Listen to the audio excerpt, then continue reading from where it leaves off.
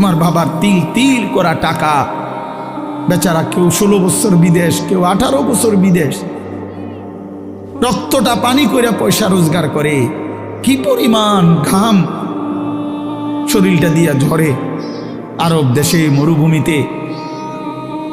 আহা, 12 ঘন্টা 14 ঘন্টা 16 ঘন্টা ডিউটি করে প্রবাসী, কি পরিমাণ ঘাম ঝরে এক এক প্রবাসী। প্রতিটা টাকার মধ্যে, প্রতিটা দিনার দিরহামের মধ্যে, প্রতিটা রিয়ালের মধ্যে ঘামে ভিজা, ঘামে ভিজা।